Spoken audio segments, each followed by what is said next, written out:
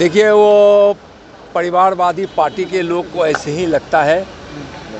भ्रष्टाचार में हमेशा लिप्त आरजेडी के नेता तेजस्वी यादव हमेशा इसी तरफ से कुछ बोलते हैं। बिहार को बहुत अच्छे तरीके से विकास के रास्ते पर ले जाकर माननीय मुख्यमंत्री नीतीश कुमार जी ने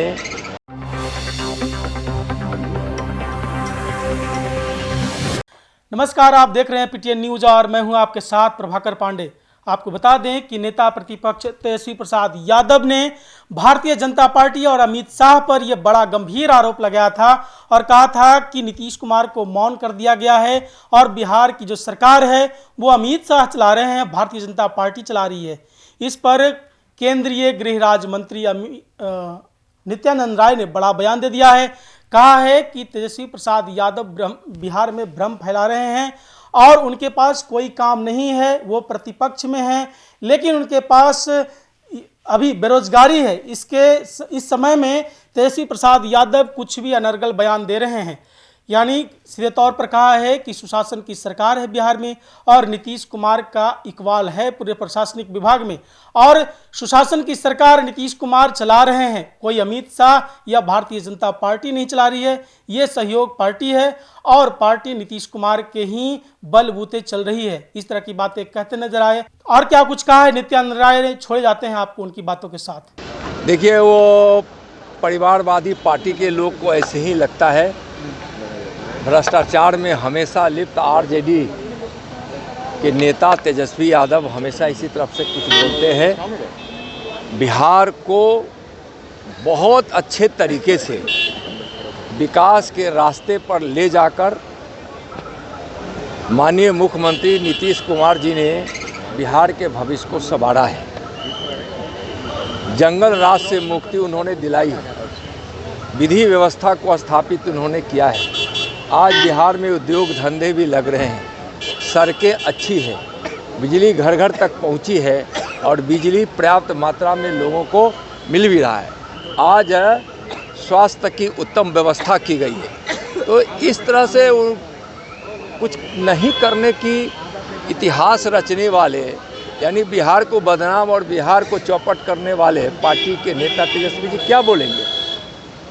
2500 रुपये देने की बात कर रहे हैं महिलाओं को। नेता दिल्ली के हैं और 2 नेता बिहार में हैं, वो भाजपा के संपर्क में हैं जेडीयू के। देखिए, भारतीय जनता पार्टी एनडीए के सभी घटक, चाहे कोई भी हो, सब विकास में विश्वास रखने वाली पार्टियां हैं। हम देश में माननीय प्रधानमंत्री जी के नेतृत्व में विकास का रिकॉर्ड तोड़ रहे हैं और बिहार में नीतीश जी के नेतृत्व में विकास का रिकॉर्ड टूट रहा है। 2025 का चुनाव भी हम माननीय मुख्यमंत्री नीतीश कुमार जी के नेतृत्व में लड़ेंगे और शानदार सफलता भी प्राप्त करेंगे। 2010 का भी रिकॉर्ड तोड़ेंगे और इंडी गठबंधन का, आरजेडी का सुपड़ा साफ हो जाए। तेजस्वी यादव लगातार जो है लोगों से बात कर रहे हैं, कह रहे हैं हमारी सरकार बनेगी तो 2500 महिलाओं को मिलेगा, माँ बहन का योजना लाया जाएगा। माँ बहन देखिए, जब आप उन लोगों के बातों में कोई दम नहीं है, कोई दम नहीं है।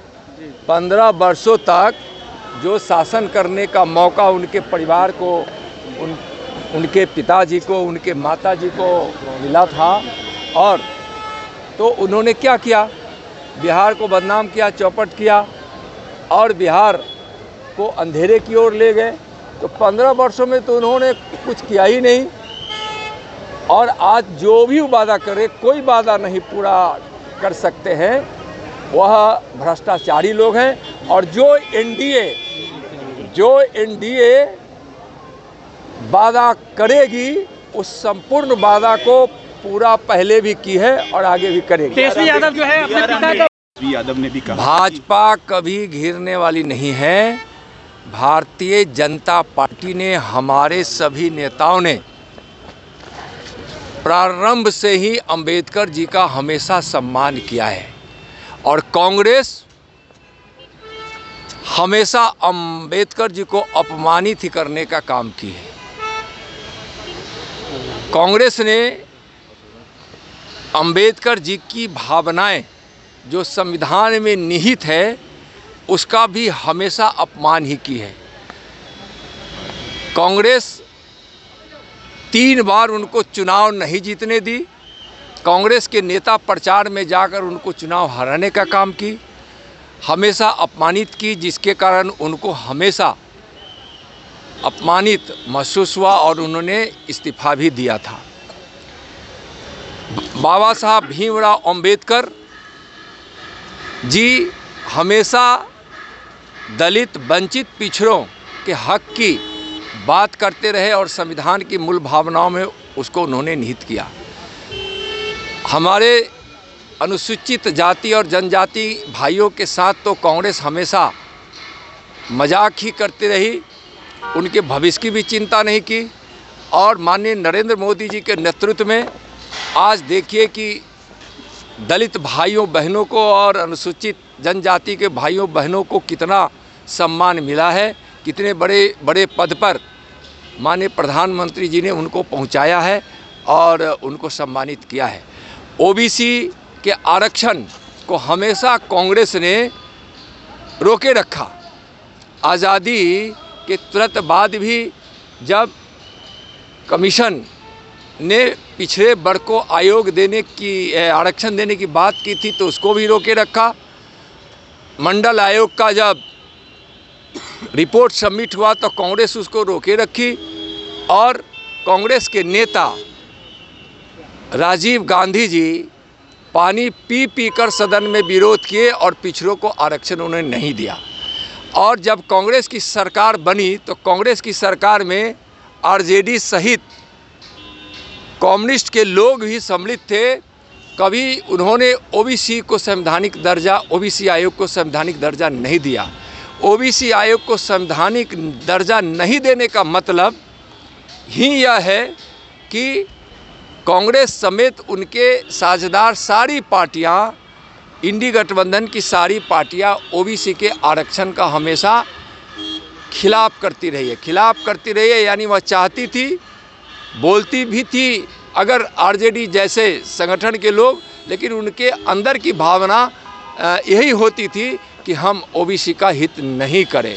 जो ओबीसी को संवैधानिक दर्जा देकर माननीय प्रधानमंत्री जी ने ओबीसी को हक दिया है।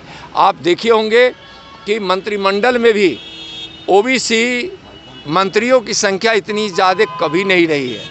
आज इस प्रकार से महत्वपूर्ण पदों पर अनुसूचित जाति और अनुसूचित जनजाति के भाइयों को लाना, बहनों को लाना और ओबीसी को इतना भारी मात्रा में मंत्रिमंडल में सम्मिलित करना, यह दर्शाता है कि भीमराव अंबेडकर जी की भावना जो संविधान में थी, दलित वंचितों को आगे बढ़ाने का, पिछड़ों को आगे बढ़ाने का, वह भावना आज नरेंद्र मोदी जी के नेतृत्व में पूरी हो रही है।